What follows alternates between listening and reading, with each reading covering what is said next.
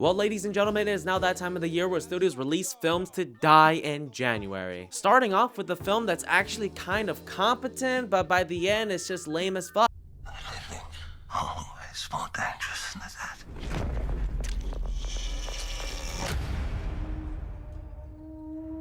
This movie had so much potential, man. I mean, the setting, the mythology, the folklore, everything about it, it could have worked. It's positively reviewed on Rotten Tomatoes. How can it possibly suck?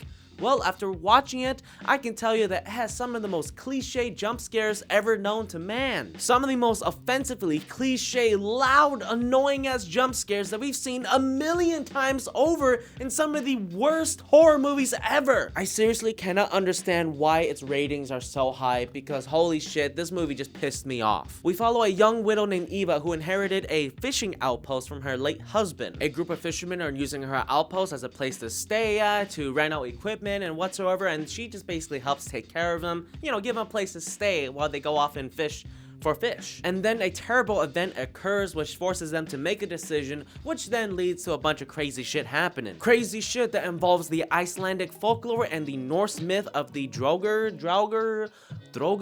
however you pronounce that shit, this creepy motherfucker in the trailer, or this thing in the God of War games. So Eva and the fishermen must fend for themselves and try to figure out how to stop the Droger. Look, I just don't know where to start with this movie. It's apparently less than 90 minutes, and yet it felt like it was 2 hours of nothing. Let's just get the positives out of the way first. I mean, the film looks fucking gorgeous. It looks great. The cinematography, the scenery, everything here is just beautiful. Icelandic Norse mythology, I mean, it already had me sold on the setting, on the premise. And it has Rory McCann in this movie, you know, the Hound, Lurch. Overall, the performances are rock solid. You know, everyone's doing a great job at what they're given, even if it's not all that much. The music, the soundtrack, the score, it's all fantastic. It really does sound amazing here. The movie does a really great job at building atmosphere and creepiness and just an overall sense of just total horror vibes. I mean, it's a small group of people isolated on an outpost and they're just trying to survive and figure out what the fuck is happening. The film has everything going for it to be a pretty awesome horror film based in Norse mythology, and yet it just drops the ball so fucking hard by delivering some of the most ridiculous cliche jump scares of all time. There are so many great moments in this film where it's just super creepy and it's building up to something, and holy shit,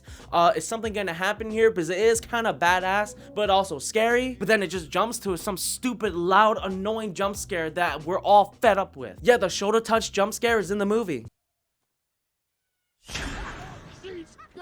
You wanna know what other annoying jump scare that's in this movie that happens at least 3 to 4 times? Well, imagine a scene where a character is seeing something in the corner of her room and it's getting kind of creepy. It's very quiet and silent and the character is just staring, wondering what the fuck's gonna happen, and we're slowly moving in because the camera really wants to build up the intensity, and then all of a sudden, what happened on that ship? cut to a character doing something really fucking loud in order to invoke some kind of jump scare. That's right, this happens at least 3 or 4 times. You get blue-balled every single time. There's no release, there's no satisfaction. This entire movie is a literal, I had to look it up, it's called anorgasmia, I think that's how you pronounce it, which refers to difficulty reaching orgasm or having orgasms that are significantly less intense than desired, causing distress to the individual experiencing it. Yeah, I hate to break it to you, but that's exactly what happened to me and almost my entire audience.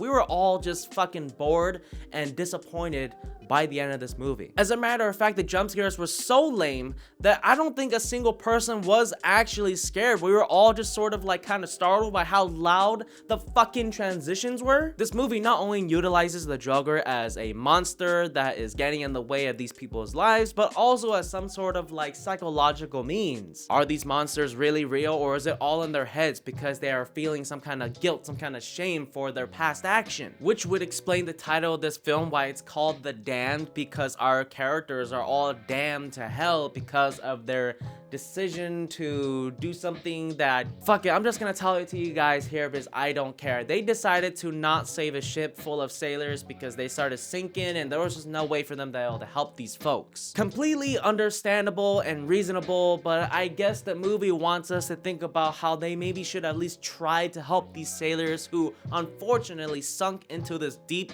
cold ass water. But it turns out not all of them died in the water. In fact, some of them actually managed to reach some kind of rock, land, whatever, and survive there for a good bit. But our character still decided to not help them and just basically said, fuck you, when they saw him. So the movie is trying to make you question whether they are actually seeing Draugr, or is it the guilt that's making them feel and see these things. And as intriguing as it may be for this kind of premise, it unfortunately just did not work at all for me. I just felt annoyed and pissed off that this movie just didn't simplify itself within its 90-minute time frame. Why did it need to try to be this complex, multi-layered thing about how what if it's actually just their guilt and they're not actually seeing the Draugr, it's just themselves and they're freaking out and all that bullshit. And for those of you that have seen this movie, were you just not just totally flabbergasted by that ending, by how stupid it was that they included this in order to really hammer in the idea that maybe, just maybe, these people are probably just going crazy? I don't know, man. Why didn't this movie just stick to a simple premise? Why couldn't the monsters be for sure 100% real and that we just had to watch how these people deal with it? But instead, we're stuck wondering if the Draugr was actually real or not, and that just pisses me off because I don't need that kind of complexity for this kind of movie. I'm not trying to say this kind of premise doesn't work. I'm just saying it didn't work in this movie. I'm sorry, it's a sexy looking movie with some solid performances, but unfortunately the narrative, the plot, the story, overall, just sucked. It was pretty creepy and it had some scenes that really drew me in, but unfortunately it blue balled me so hard that by the end I just couldn't care anymore. I walked out of that movie angry, so much so that I spoke to someone who was in the same theater as me, and they also agreed, like, what the fuck was that? I'm sorry, y'all, but this movie just ain't worth the time. Alright, that's enough of me. I'll catch you guys next time.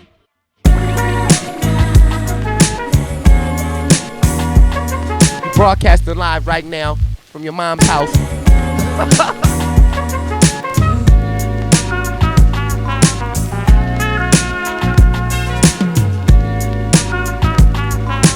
Make sure y'all tune in